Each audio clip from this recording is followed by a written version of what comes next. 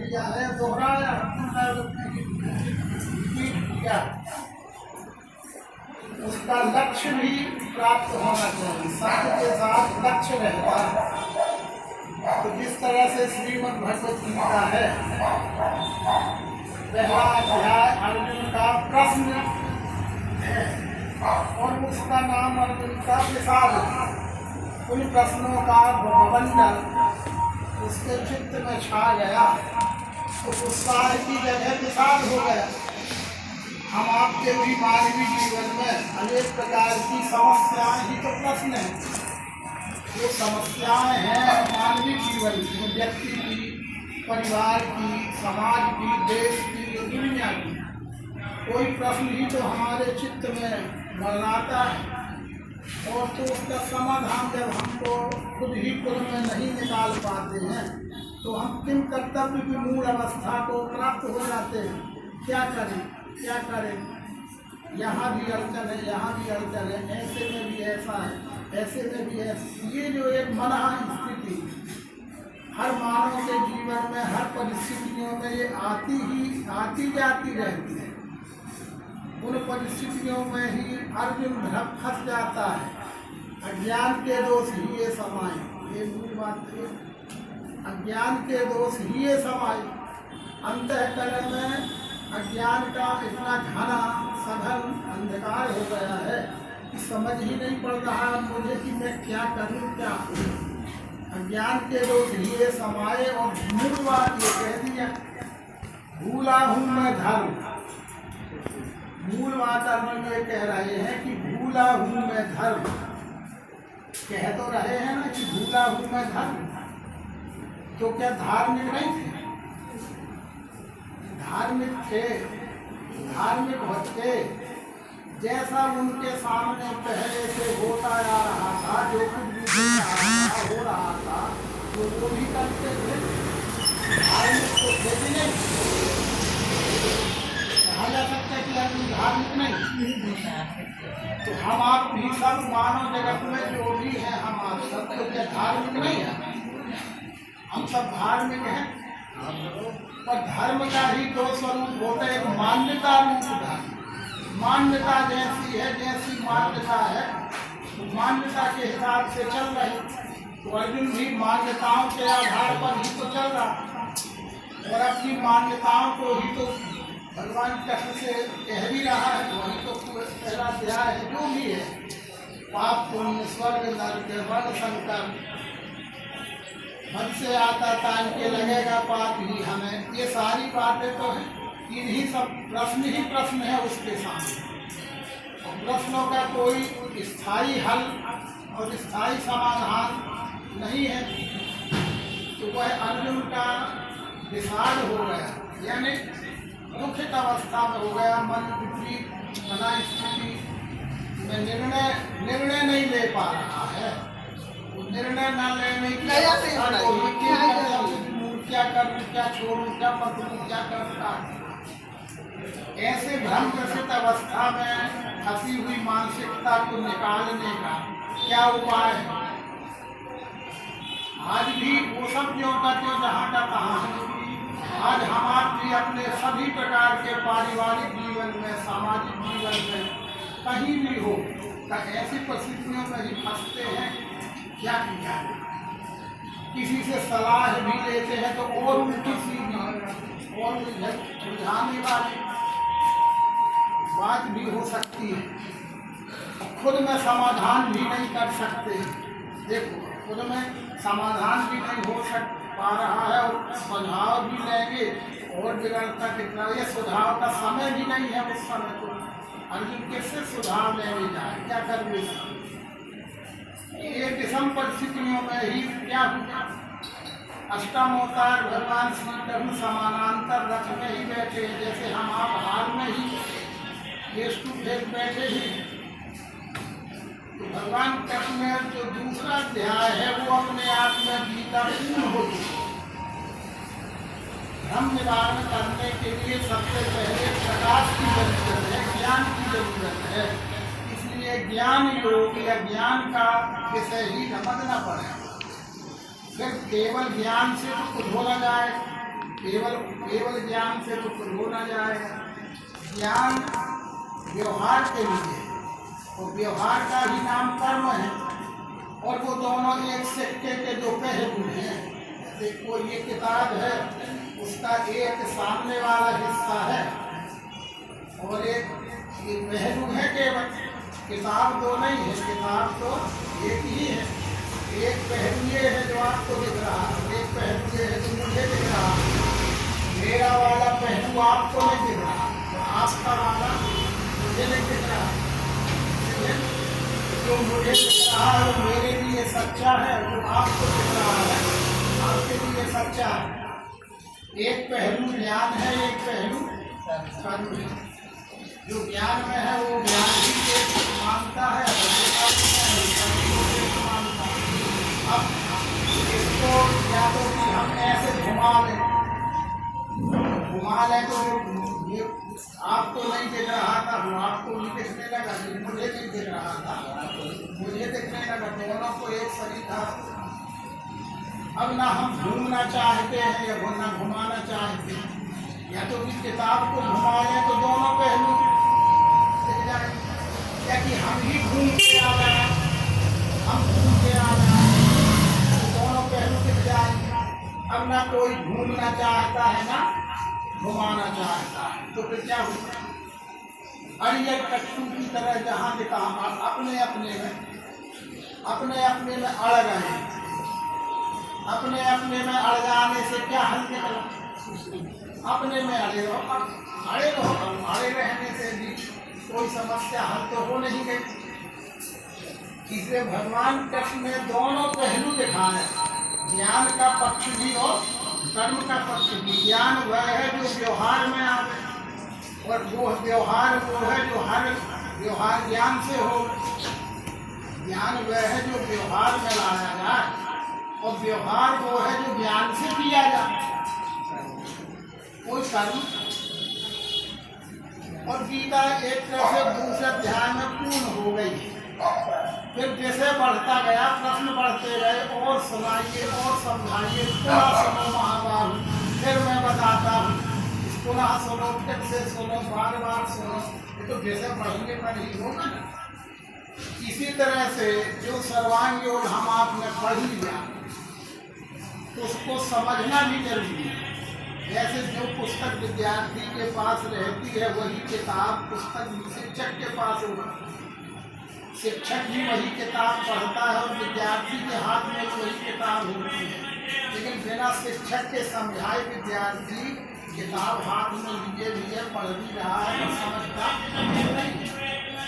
इसी प्रकार से ये सर्वांग योग तो अगाध है, बीज है, तो उसमें सब भरा है, उसमें कमी कुछ नहीं। कमी तो पूर्ण ही है, बौद्धिक पुरुषार्थ की संपूर्णता है, पर उसमें समझने के लिए भी तो चाहिए, समझना भी जरूरी है। तो हमने पढ़ लिया है पर समझना तो बाकी है कि नहीं।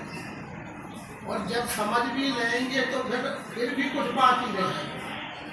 क्या बाकी रहेगा समझने के बाद? विचार करें तब तो पर कोई साथ निकले। पढ़ तो लिया, हो गया सर्वांग नरम दे, तो कुछ बाकी लग रहा है। क्या बाकी लग रहा है कि समझना? चलिए समझ गए, समझ गए तो नरम दे है, हो गई। व्यवहार में लाना वो श्रेणी है। सुन समझे जन्मुदित मन मज्जहि अनुराग, तब लह ही चार फल अछत तन साधु समाज। पहले सुनना पहली सीढ़ी है, सुने बिना समझेंगे कि जैसे पढ़ा है जैसे सुना है उसे समझना है, ये दूसरी श्रेणी है। और जो समझा है उसे उपयोग में अमल में लाना। इसलिए ये सर्वांग योग भी तीसरे अध्याय में पूर्ण हो चुका है। फिर उसका विस्तार हम जैसे मंद बुद्धि को उतने से समझ में नहीं आता है, तो तीन भेद ने किए कर्म हेतु भव।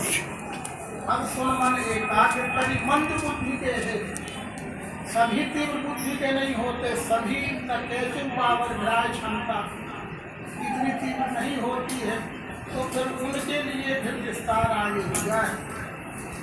अतः आज अंतिम दिवस है, एक दिन में तो एक भी नहीं हो पाता,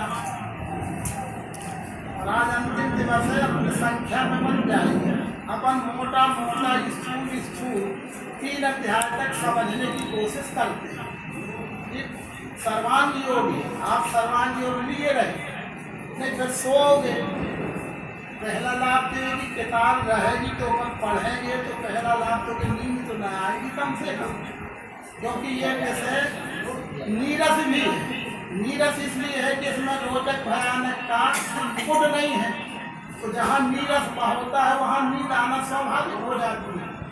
तो फिर पहली नींद भगाने के लिए तो किताब जब रहेगी तो हम पढ़ेंगे तो नींद तो जाएगी कम से कम। तो फिर जो लिखा है उसका अक्षर से कुछ लक्ष्य भी प्राप्त होगा। चलिए बात न करिए, नहीं तो 3 ना हो पाएंगे। अगर 3 नहीं हुए तो 1 का और 2 का कोई लाभ नहीं हो, तो वो तो बीच में ही छूट जाने जैसी बात है। और आज आखिरी दिन है, 3 अध्याय को समझना है और मोटा, इसलिए सहज सरल और संक्षिप्त स्पष्टीकरण प्रारंभ किया जा रहा है। समय है अपने पास, लेट बैठते हैं 9 से 11 तो है, पर 10 बजे बैठे और 10 बजे शुरू में, तो 10 से 12 मान के चल, 11 बजे तो घड़ी नहीं देखते, आज समय नहीं देखते और जाते समय नहीं देखते। चलिए ठीक है, ओम तत्सत शुरू से देख लीजिए, ओम तत्सत। अब इसके विस्तार की जरूरत नहीं है, विस्तार में तो इतनी मोटी किताब लिख जाएगी, बस उतना ही। पर ये मोटा तो समझना पड़ेगा। ओम तत्सत, ये 3 शब्द हैं, ये अपने आप में त्रिपुटी है। लक्ष्य के लिए बहुत प्रकार का लक्ष्य है, लेकिन स्थूल दृष्टि से ओम यानी वाणी से जो उच्चारण होगा, जो भी उच्चारण ओम अकेला उच्चारण होता है, हम दिन भर का नहीं बोलते, क्या नहीं बोलते व्यवहार, केवल ओम ही भर बोलते हैं कि कुछ और सब क्या नहीं बोलते, बल्कि ओम छोड़ के संसार का सब बोलते हैं। हकीकत तो ये है कि ओम छोड़ के सब ही बोलते हैं हम सब, शायद बिरला कोई ओम कह लेते पहले। कुल मिला के ओम का मतलब है वाच्य। वाच्य यानी जो कुछ भी मुँह से बोला जाए, कुछ भी बोलेंगे वो सब वाच्य। तो तब क्या है उसका लक्ष्य, वो वाणी से जो कुछ भी बोला जाता है उसका कोई लक्ष्य रहता है। सबको सर्वांग योग दे दिया और कुछ और दिया जाए, ये दे दिया जाए, ठीक है। वाच्य बहुत तो बोल रहा है कि सर्वांग योग सबको दे दिया, और हमने ये उठा के दे दिया तो हो रहे थे लक्ष्य। जो वाणी से बोला जाए वही लक्ष्य प्राप्त हो, वो है सत्य। पर वाणी से बोला हुआ भी सत्य होना चाहिए, तभी वो लक्ष्य होगा, तो वो सत्य हो, सत्य है। वाणी से बोला गया वही लाया गया, वो सत्य है। वाणी से बोल लिया जाए कि आज अंतिम दिवस है, आकाश के फूल कुछ ले आई,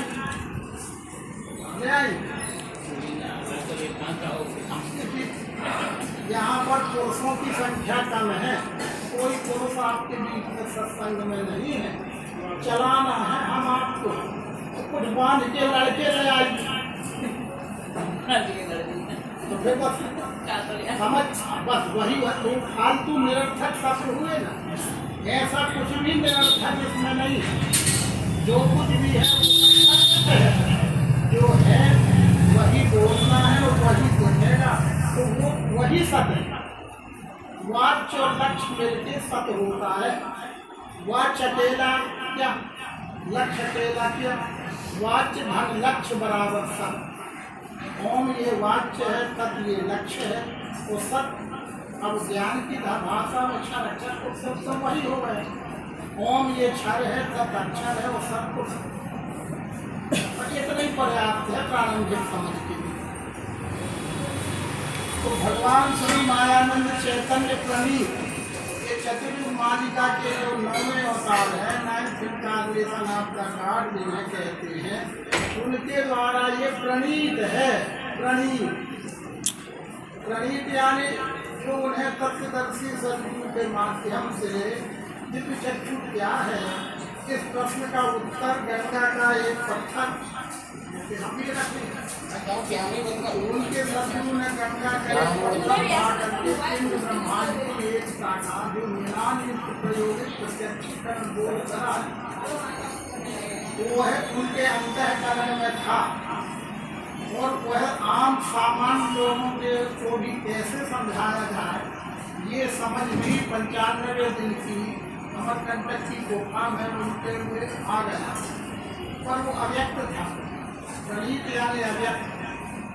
और जब भाषण में, प्रयोग में, उपदेश में आने लगा तो वो रचित हो गया, कृत्य हो गया। इसलिए अगली बार के लिए भी ये भी पूछ रहे ठीक पूछा आपने, सार्थक है सर्वांग योग की पकड़ वही है स्थित और स्थिर में क्या अंतर समझ में आ गया। ऐसे ये प्रणीत पकड़ने पे है, यहाँ देखा प्रणीत और आखिरी में क्या पढ़े विरचित। ठीक, तो प्रणीत और विरचित में क्या अंतर निकल गया। अब सब ठीक है ना, बस वही बात है ना। प्रणीत और विरचित में क्या समझ गए वो तो आप समझते हो। ये प्रणीत का मतलब अव्यक्त,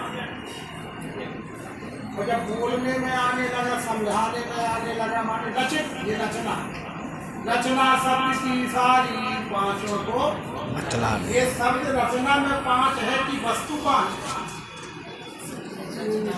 ये वस्तु एक है, शब्द स्पर्श रूप रस गंध ये क्या है? ये रचना है, रचना बस। तो ये प्रणीत अभी नहीं समझ लो, नहीं प्रणीत ही भर में कितनी किताब लिखना है, 1000 श्लोक आ जाए। तो फिर सर्वांग योग क्या है? बस यही सारी बातें समझ आ जा। हमसे भी आपसे भी सब लोग कहते हैं, हम किसी भी अपरिचित बेटा बेटियों से, अपने परिवार के लोगों से भी कहते हैं तो यह सर्वांग योग पढ़ो।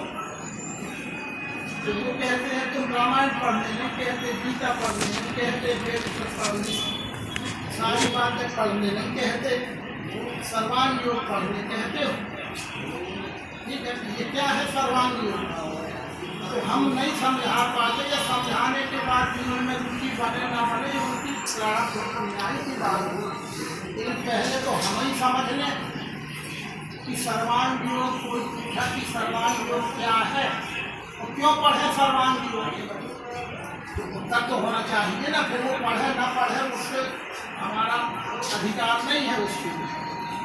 पर हम खुद ही न समझाते हैं कि सर्वांग योग पढ़ो, और वो हमसे प्रश्न करे कि पढ़े तो सही पर बताओ तो क्या है सही। तो फिर हमने यदि बता पाए तो हमारी कमी है। इसलिए वो भी समझ में आना चाहिए कि सर्वांग योग क्या है। सर्व यानी सर्व, सर्व यानी सब, अंग का योग, सब अंगों का योग। किसके अंग? अरे पिंड के, पिंड के सब अंगों का, ब्रह्मांड के सब अंगों से योग। योग माने मिलान, योग माने तो कुछ तो समझ में आएगा उसके। कहाँ का पिंड, कहाँ का ब्रह्मांड। कहते भले कि सर्वांग योग पढ़ो, तो पूछता है कि क्या है सर्वांग योग, तो पढ़े। तो हम कहेंगे तो पढ़ना पर समझाना तो पड़ेगा, फिर वो समझे न समझे उसका काम है।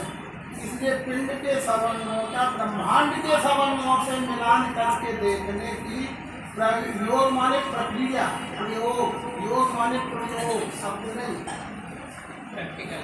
वो हो गया सर्वांग योग। अध्याय पहला देखिए, किताब में देखिए, अभी से सुन लगी हम उसी वक्त क्या। अरे हमको देखता तो आपका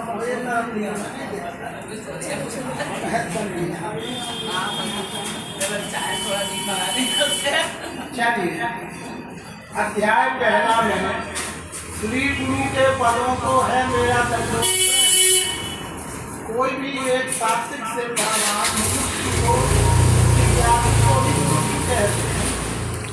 लेकिन वो सात्विक से भावान तीव्र जिज्ञासी, तीव्र लालसा हो जिसको समझने की, तो उसे मुमुक्षु संज्ञा है। और वो मुमुक्षु एक साथ श्री गुरु यानी तत्वदर्शी सत्य के सानिध्य में जाकर के परंपरा प्राप्त जो शिष्टाचार है दंडवत प्रणाम करके प्रश्न पूछे। और क्या कुछ प्रश्न पूछता है और कहता है कृपा दृष्टि वही यानी परंपरा से जो प्राप्त होती आई है, तो कृपा दृष्टि यानी आचार करके ऐसा सनातन मुमुक्षु ने किया प्रश्न गुरु को। मुमुक्षु ने शिष्य ने जो भी समझ लो विद्यार्थी ने जो शब्द सूट हो जाए वो कुछ प्रश्न किए, उसका उत्तर गुरु यानी तत्वदर्शी सदगुरु ने दिया। वो आगे लिखा है क्या प्रश्न हुआ, क्या उत्तर दिया, वो आगे लिखा गया है। मैंने सुनी स्मृति शास्त्र पुराण आदि कहें पढ़े। अब वो ये कहता है कि हे गुरुदेव, मैंने सभी प्रकार के धर्म ग्रंथ जिन्हें श्रुति कहते हैं, स्मृति शास्त्र पुराण आदि हैं, ये सब धर्म ग्रंथों को मैंने पढ़ा है और उनमें कर्म कांड के रूप में, क्रियाओं के रूप में, साधना पद्धतियों के रूप में जैसा निर्देश किया गया है, लिखा गया है, वैसा कर किया भी है, पढ़ा भी है और किया भी है। तो क्या हुआ है, उसका फल जो है, प्रतिफल जो है, उसकी परिणति जो है मुझे सुख शांति के रूप में, अखंड शांति के रूप में तो नहीं मिली, और बल्कि मेरा भ्रम और बढ़ा है, ज्यों जो पढ़ा है, ज्यों ने सुना है, क्यों तो भ्रम भी बढ़ा है, तो भी चंचलता मानी भ्रम, मेरे मन का समाधान तो नहीं हुआ, बल्कि मन में भ्रम और बढ़ा है, तो भी चंचलता मेरे मन की मुक्ति नहीं, समाधान नहीं स्थायी। क्षणिक सुख तो सब में सब जगह मिल जाता है, लेकिन स्थायी सुख नहीं मिला। और वेदों का जो महावाक्य है तत्वमसि, वो है भी 3 शब्दों का योग है, तत् धन त्वं धन। वो तत् क्या है, त्वं कहाँ रहता है, असि किसे कहते हैं, ये पढ़ता तो हूँ पर ध्यान में बैठता नहीं, सुन लेता हूँ, पढ़ भी लेता हूँ, पर ध्यान में बैठता नहीं। उसे ध्यान क्या है, फिर वो देखी हुई वस्तु का स्मरण है ध्यान, देखा ही नहीं कि स्मरण नहीं है, स्मरण नहीं है तो ध्यान नहीं। देखी हुई वस्तु के स्मरण को ध्यान कहते। पढ़ने से कुछ दिख नहीं जाता, सुन लेने से कुछ दिख नहीं जाता, वो वस्तु को प्राप्त हो जाए, इसलिए वो कहता है ध्यान में बैठता नहीं। देखना उसको कैसे, उसको यानी ईश्वर को, परमेश्वर को, परमात्मा को क्या देखा जा सकता है, दिखाया जा सकता है, कैसे देखा जा सकता है,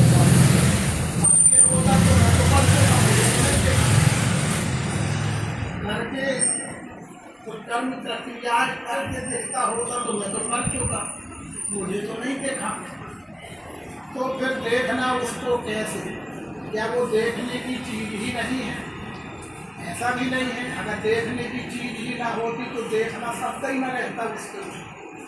जब उसके लिए देखना शब्द आता है तो मन दिखता है, देखा जा सकता है, पर तरीका क्या है वो मुझे पता नहीं है।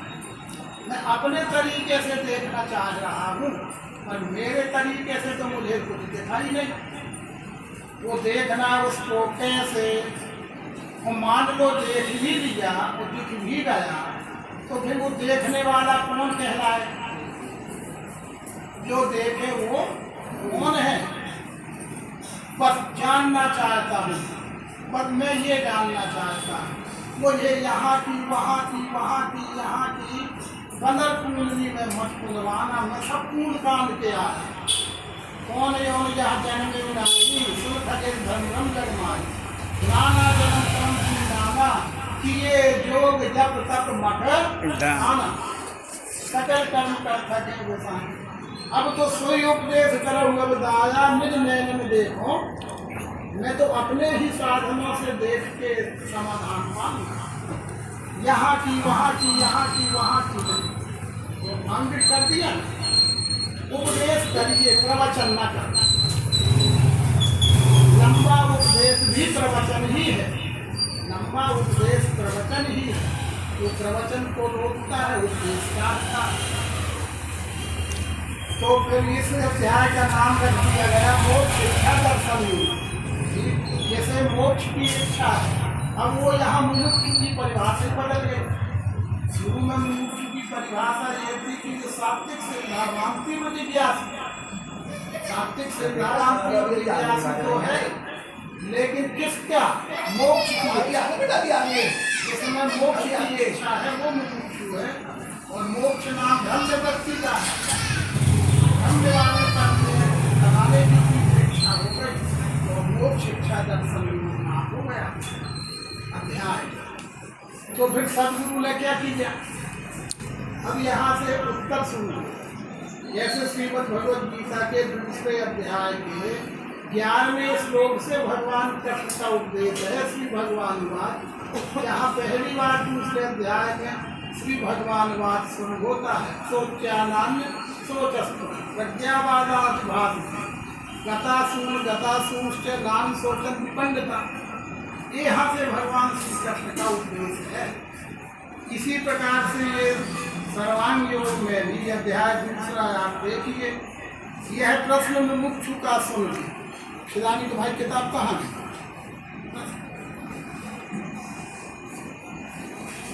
जिसके हाथ में किताब ना होगी वो जरूर सोएगा, मजाक थोड़ी करता। प्रमाण सामने अभी के पास किताब नहीं, सोएंगे अब तक करें। मेरे पास ना होगी तो मैं भी सोऊंगा। अब दिन रात सोने वाले जागो, सोने वाले जागो, और वो कहने वाला सो रहा है तो कौन जागे? इसीलिए कोई सार नहीं निकल आया। यह प्रश्न मुमुक्षु का सुन के, जब सुना ही नहीं तो उत्तर क्या देंगे? वो भी प्रश्न करने वाला मुमुक्षु का कर रहा, और वो सदगुरु सो गए होते तो कुछ होता। ठीक है, तो आप बोलो क्या प्रश्न है आप? वो तो कर रहा और हम सब वो सो गए, अब तो बोल पाए। जब सुना ही नहीं तो क्या बोलना? तो होगा तब ना। तो यह प्रश्न मुमुक्षु का सुन के जब सुना है तो दूसरा, यह प्रश्न मुमुक्षु का सुन के श्री गुरु का है नहीं प्रश्न हो गया। ये हमारी पूरी बातों का कहना संदर्भ में आ रहा है। हम सब गवर्नमेंट सर्वेंट थे, शिक्षक थे, हमारे पीओ थे, पीओ एक अधिकारी पोस्ट होती है। वो अपनी इतनी बड़ी टेबल सजाए रहते थे, बैठे थे, सब हमारे लालसा अलमारी बनवाते, कोई मतलब नहीं, सब टेबल। कोई आदमी शिक्षक है, कोई शिक्षक है उनके कार्यालय, वो आया अपनी बात के और वो टेक के सुन, उसके बगल में हमारी सुन रही, तो टेके टेके सो जाते। अब जब वो सो जाते थे तो सुनाने वाला खुद ही फिर भाग जाता था कि हम क्या सुनाया, ये हंसीए मत। अब वो अधिकारी को हिलाएगा कि साहब क्यों सो रहे हो, सोनो तो मेरी। अब उसकी हिम्मत तो नहीं है भाई कि साहब को पकड़ के हिला। ये हमारी खुद की भक्त होगी है, तो ये लोग छेड़ के जान के नाम बता दो। कर्मठ थे, ईमानदार थे, समझते थे, बात नहीं है कि कोई बात स्वभाव था। हाँ सुना, इसलिए आएगा, हाँ सुनाइए, बताओ क्या समस्या। ये उसने बताना शुरू किया कि वो लगा कितनी जल्दी उसको, अब सामने वाले बोला तो ऐसा भी कर रहा है तो अब वो क्या सुनाएगा बेचारा, वो वापस हो जाए। वही हाल हमारे सत्संगों का हो रहा है। कहने में थोड़ा वो बेचारा कर आके सोचे जब ये बोलना कौन मानने लगे, मैं क्या सुना साहब मेरा वेतन कट गया, मेरी छुट्टी या कुछ भी समस्या दे के आया। उनने कहा सुना, उसने शुरू किया साहब मेरी पत्नी का इलाज कराना है, ये है वो कुछ भी। ये वो पत्नी भर के हमारे कहाँ सुना। अब वो भाग जाएगा कि नहीं, अब उसको कब खाए। कोई हाल हमारे हो रहे हैं। तो यह प्रश्न मुझे का सुन के श्री गुरु कहे। गुरु जी ने बताए दे हर बात सुनी ना, तब ना उत्तर देंगे एक एक शब्द का, एक एक पॉइंट का। और सुना ही नहीं, घोटक मारेगा तो क्या होगा। यह प्रश्न मुझे का सुन के श्री गुरु कहे। क्या कहा, क्या कहा? अरे लक्ष्य सिद्धांत का जो ये कहा, ये क्या कहा? लक्ष्य, लक्ष्य का क्या मतलब हुआ? लक्ष्य होता ला आधा छा और या इसी में लिखा है। और लक्ष्य यानी जो तुम जानना चाहते हो, जो तुम्हारा जानने का लक्ष्य है, वो सिद्धांत के द्वारा जाना चाहते। सिद्धांत माने जो अंत में प्रयोग, अंत में जो प्रयोग में सिद्ध किया होगा वो सिद्धांत है। लक्ष्य सिद्धांत का जो सो इसलिए अपने मूल स्वरूप का बोध करने के लिए, तो यही विज्ञान की नीति सारी सृष्टि प्रेमात्मक है। तो फिर ये नीति लिखवात्मक है। अज्ञान की नीति सुनकर मानो, ज्ञान की नीति पढ़कर मानो, और विज्ञान की नीति यानी सुने पढ़े को प्रयोग में देखकर जानकर मानना, देखकर जानकर मानना, ये विज्ञान की नीति। साक्षात्कार स्वरूप का इसी का बोध होने से, ये चाहे जिसका उसे बोध होता तो तुम तो सब पढ़े पढ़ाए आए हो, सब करे कराए आए हो जाना। जब नहीं हुआ तब तो आए हो, तो फिर इसी का बोध होने प्रयोग न होने के कारण आज मानव जगत में आचरण भर गए, आचरण से हम सब दूर हो गए। इसी का बोध होने से दृढ़ निश्चय है मिले। और जड़ चैतन्य की ग्रंथि, ये जड़ चैतन्य की ग्रंथि, ये जड़ क्या है, चैतन्य क्या है? जो वास्तव में जड़ है उसे हम चैतन्य कहते हैं, जो वास्तव में चैतन्य है उसे हम जड़ कहते हैं। ये क्या है? आम आदमी कहेगा जड़, बोलने वाला क्या? बस यही तो ग्रंथि, मोटी ग्रंथि तो यही। आगे चल के जड़ चैतन्य सगुण निर्गुण साकार निराकार वो तो है ही, लेकिन प्रारंभिक जड़ ग्रंथि अज्ञान ग्रंथि तो हमारी शक्ति यही है कि जिसके बल से हम बोल रहे हैं उसे जड़ कहते हैं। और ये ना खाए तो हम बोल ना पाएंगे, तब भी अपने को चेतन कहने का झूठा अहंकार वाले। ये जड़ चैतन्य की ग्रंथि छूटने का सुमार्ग, सुमार्ग मार्ग भर नहीं, सुमार्ग, सुमार्ग यानी प्रारूपिक प्रत्यक्षीकरण। बतासे अपने आगे, बतासे यानी ये विश्व रूप एक वस्तु है, तो उसमें की कोई एक वस्तु रखना, पर वस्तु तो बहुत हो जाएंगी, ये भी वस्तु, ये भी वस्तु, सभी वस्तु रूप है, उसमें की एक वस्तु तो रखना।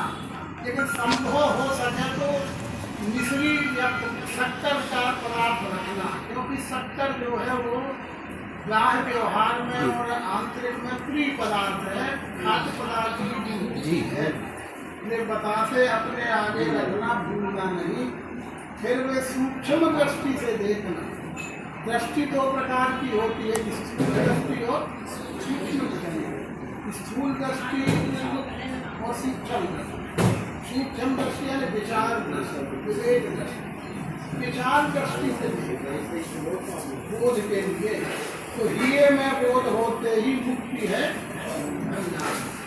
तो बोध ये में होना, अंतःकरण नाम, ये नाम अंतःकरण का है, और अंतःकरण के साधन है इंद्रिय मन चित्त, ये सब मिलके सबका समन्वय अंतःकरण है। और सहारा इंद्रियों का होगा, संकल्प विकल्प छानबीन मन से होगा, निर्णय बुद्धि से होगा, निश्चय अहंकार से होगा, और धारण चित्त में होगा, तो सब मिलके बनता है ये। तो ये में बोध होते ही मुक्ति है। ब्रह्मज्ञान, ये ब्रह्मज्ञान से माना हम आप सब पढ़ते सुनते हैं कि हम सबको से पार होना। सागर, सागर क्या है? हिंद महासागर, प्रशांत महासागर, बड़े बड़े पानी के भरे हुए स्थान महासागर है। सागर क्या है? कहाँ बना है? सागर क्या है? ये भ्रम सागर। कब जाए भ्रम सागर? ऐसा रामायण का जी, कब जाए भ्रम सागर? ये भ्रम के सागर से पार होना है। तो हिगे में बोल होते ही मुक्ति है भ्रम जाए। जब भवसागर जीव पार हो जाता है तो फिर क्षीर सागर में पहुंच जाता है। तो न कहीं भवसागर पृथ्वी में बना है, न कहीं क्षीर सागर पृथ्वी में है। अपना ही जब भ्रम निकल गया तो क्षीर सागर में पहुंच गए, माने अचल सुख शांति। इसलिए इसका नाम रखा दिया गया गुरु स्थापन योग नाम।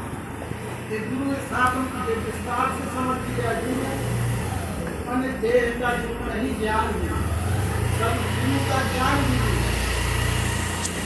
ये गुरु स्थापन यानी अधिष्ठान। अधिष्ठान ही सनातन का आधार है। जब अधिष्ठान छूटा, अधिष्ठान हमसे भूला तो अनुष्ठान होने लगे। वो तो वही रहा है, लेकिन अधिष्ठान की जगह अब हम सब अनुष्ठान में लग गए। अभी नौ दुर्गा आएंगी, हम सब अनुष्ठान ही तो करेंगे।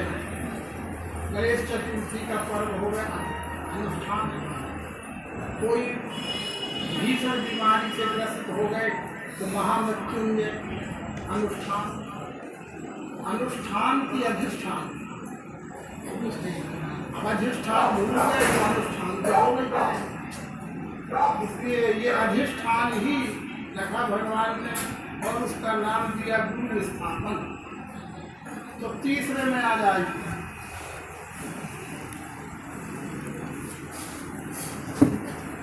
अध्याय तीसरा। इसमें पूरा निरूपण हो गया। इसमें तो अधिष्ठान रख दिया, ये रखा है अधिष्ठान, भूलना नहीं। पूरी जितना इसको समझाना चाहते हैं, जो समझना है सब इसमें हो जाएगा तीसरे अध्याय। फिर विस्तार के लिए चौथा, पांचवा, छठवां, सातवां और आठवें में भक्ति समझा दी। अब क्या लिखते हैं कि स्वरूप वस्तु का देखो। देखो कि आपस में काम में बताओ। स्वरूप वस्तु का देखो, देखा। हम कहते, हम नहीं कहते कि क्यों सोते क्यों सोते। ये संकेत यही कर रहा है ना। ये कहा जाए स्वरूप वस्तु का देखो, तो संकेत में भगवान ने सामने वाले को टेस्ट कर दिया कि तू सुन रहा है, पढ़ रहा है कि देख रहा है। देखो तो देखा, अरे सामने वाले सुने भी तो जागृति देवी की देख रहा है, केवल सुन रहे हैं। स्वरूप वस्तु का देखो, देखा। ये प्रश्नवाचक है देखा। स्वरूप वस्तु का देखो, देखा। जैसे आप कह रहे हैं, लेकिन हम सब सकारात्मक दे रहे हैं, हाँ देख रहे हैं। स्वरूप वस्तु का देखो, देखा। देखा तो छल जाए, ये भर देखा कि ये सब लोग देखो। तो जो ये भर देख रहा है कि ये सब दिख रहा है, जो सब दिख रहा है तो ये भी बदल रहा है, ये भी बदल रहा है, और ये सब तो बदलना नाम छल है। छल नाम बदलना है। स्वरूप वस्तु का देखो, देखना। जो देखा वो बदल रहा है, बदल रहा है। एक पल के लिए भी रुक रहा है पर भरी है मध्य में इसके भर नहीं। इसके कहने का शब्द सार्वजनिक है। इसके इसके इसके इसके सबके, इसके माने सबके, इसके माने सबके। भरी है मध्य में इसके कहो चाहे सबके कहो, नहीं भी इसमें भर देखते रह जाओगे तो बाकी तो छूट जाएगा। तो भरी है मध्य में इसके माने सबके। क्या भरा है? क्या भरा है? पहले इसी में देखो, फिर तो सब में देखेगा ना। भरी है मध्य में इसके यानी पिंड में, तो इसमें भक्ति सब में। तो पहले इसमें क्या भरा है? मिठास भरी है ना। कहाँ भरी है? ऊपर नीचे दाएं बाएं बाहर भीतर। तो जैसे इसमें पूरा ये मिठास ही का रूप है, तो ये संपूर्ण भी वो मिठास जीव की नहीं, प्रियता वस्तु की उपयोगिता का प्रिय। किसी भी वस्तु को हम सब क्यों चाहते हैं? कोई कुछ चाहता, कोई कुछ चाहता। किसी समय हम कुछ चाहते, किसी समय कुछ चाहते। हम नहीं चाहते तो कोई तो उसी चीज को चाहता। ये जो चाहत की प्रियत्व है, चाहत का आकर्षण है, यही उस वस्तु का आधार है। अगर उसमें हमारी गरज पूरी करने की सामर्थ्य ना हो तो हम उसे क्यों चाहें? चाहता तो जीव उसी को है जिसमें उसका गरज पूरी हो। वो भरी है मध्य में इसके भी मात्र इससे भर नहीं, अपने से सब में। अक्षर ब्रह्म और मिठास तीन शब्द आए एक के लिए। अक्षर ब्रह्म और मिठास। जो बदलता है उसे क्षर कहते हैं, जो नहीं बदलता है क्या इसकी मिठास बदल जाएगी? ये रूप बदल जाएगा, ये नाम बदल जाएगा, पर इसकी मिठास नहीं बदलेगी। ऐसे ये सब बदल रहा है, पर इसकी मिठास माने आत्मा। आत्मा नहीं बदल रही है, तो वही है अक्षर जो नहीं बदलता है, उसी का नाम है ब्रह्म और उसी का नाम है मिठास। जीव की नहीं, उपयोगिता। तो भरी है मध्य में इसके अक्षर ब्रह्म मिठास वो।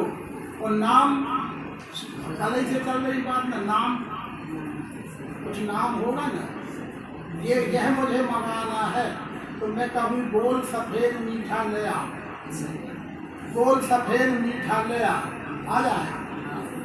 और कहें कि पेड़ा ले आ, मिश्री ले आ, बतासा ले आ, तो यही आएगा जो नाम है, कुछ और भी नहीं आएगा।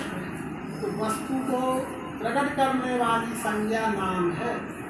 तो जो अधिष्ठान में रखा गया है ये क्या है? यही शक्कर, ये नाम, ये शक्कर है वास्तव। तो जो दिख रहा है वो नमक है, जो दिख रहा है वो भी शक्कर। इसमें जो मिठास है वो भी शक्कर और नाम भी शक्कर है।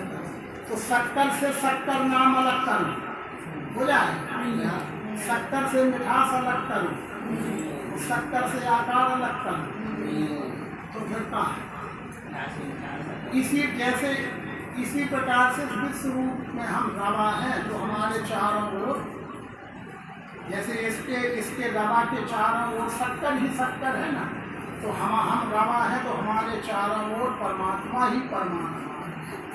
एक जैसे पिंड का नाम शक्कर कहते ही सबका बोल है, ऐसे परमात्मा वह नाम है, वो नाम परमात्मा विश्वरूप है। ये विश्वरूप परमात्मा कहते ही सब नाम उसी में अभिन्न जुड़े। ये यही शक्कर, ये नाम पुरुषोत्तम भाव है। भाव समझ गए तो बहुत आगे की बात हो गई। क्षर अंतिम नहीं है, भाव। अक्षर अंतिम नहीं है, भाव। नाम भी अंतिम नहीं है, भाव। किसका? वस्तु का। वस्तु फिर कौन भाव है? क्षर भाव है कि अक्षर भाव है कि पुरुषोत्तम भाव? वस्तु भावातीत है, भावातीतम त्रिगुणरहितम श्री सद्गुरुतम नमामि। ये गहराइयाँ है। वस्तु भावातीत है, क्षर तमोगुण है, अक्षर रजोगुण है और नाम सत्वगुण है, पुरुषोत्तम है। पर सब भाव है पुरुषोत्तम भाव, इसलिए क्षर अक्षर पुरुषोत्तम मिलके पुरुषोत्तम है। जैसे इस पिंड में ऐसे संपूर्ण विश्व पर वही शक्कर, ये नाम पुरुषोत्तम भाव है। पुरुषोत्तम नहीं है, भाव है। हाँ, पुरुषोत्तम कहने से संपूर्ण वस्तु और भाव कहने से नाम। अक्षर भाव मिठास, अक्षर भाव 8 अंगों का शाखा, वो आगे आ रहा। प्रेम का ये निज स्थान ध्यान के हेतु से कहा। अब आज सब कोई पूछता होगा कि ये बताइए ध्यान किस पर करें, ध्यान किस पर करें। अर्जुन भी तो यही कहता है, प्रभु किस किस भाव में लाके ध्यान आपका मैं करूँ। अर्जुन भी यही समझते कैसे ध्यान करूँ, किस कर किस किस भाव में लाके कैसा ध्यान करूँ। तो वो भगवान ने बता दिया कि प्रेम का ये निज स्थान, ये विश्व का रूप, यही विश्व रूप परमात्मा है, ऐसा ऐसा जानो देखो और इसी का ध्यान रखो। ब्रह्म के ध्यान से करो। सब श्लोक पढ़ लो गीता में, उपनिषदों में सवाई ब्रह्म के ध्यान से करे जो कर्म फल त्याग दे, तो पाप में वो नहीं डूबे जल में पत्र। अभ्यास से ज्ञान श्रेष्ठ, ज्ञान से ध्यान है बड़े, ध्यान से कर्म फल त्याग, त्याग से शांति है। सब पढ़ते रहो। तो ये प्रेम का ये निज स्थान, जीव मात्र का, मानव मात्र का प्रेम का स्थान यह विश्वरूप ही है। यथार्थ मूल होने को मूल स्वरूप का, ये मूल स्वरूप यानी जो जिसमें होता है, रहता है, मिलता है, वो उसका निर्मूल स्वरूप। ये तो वही मालूम भूतानि जायन्ते न जातानि जीवन्ति, ये संति तद ब्रह्मीति तद्विजिज्ञासः। जिसमें सब होता है, जिसमें सब रहता है और जिसमें सब मिल जाता है, वही सबका मुख्य स्वरूप। तो सब कहाँ से होते हैं, सब कहाँ रहते हैं, सब कहाँ मिलते हैं, तो वे सबका मूल क्या हुआ। यही तो भूला, यही तो भूला था। उसे सदगुरु ने कह दिया यथार्थ बोध होने को निर्मूल स्वरूप का। पर कैसे जानोगे इसको, त्रिपुटी के द्वारा जानो। वस्तु में त्रिपुटी देखी करुणा से, वस्तु तीन नहीं दे, वस्तु एक, भाव तीन। क्या कौन तीन भाव, देखने वाला साकार एक भाव, उस साकार से अलग नहीं, उसी में तीन अस्थि भाव तीन, निर्गुण निराकार भाव। तो दोनों भावों का संयुक्त अखंड नाम मिश्री। तो केवल आकार मिश्री की मिठास मिश्री ही ये हो गया। वस्तु तीन नहीं है, वस्तु को जानने के लिए तीन भाव है, आकार, रूप और नाम। स्वरूप, रूप और मदरूप किसकी बनेगी तो सब अलग है। स्वरूप की बना स्वरूप माने साकार, रूप यानी निराकार, मदरूप यानी कुछ सर्वाकार। अब आगे वो कहते हैं बस इंद्रियों से दिखता है। वो जो मूल प्रश्न था कि कहें तस्वीर वो क्या है तुम और क्या है असि, उसको समझा दिया कि इंद्रियों से यानी पांचों जाने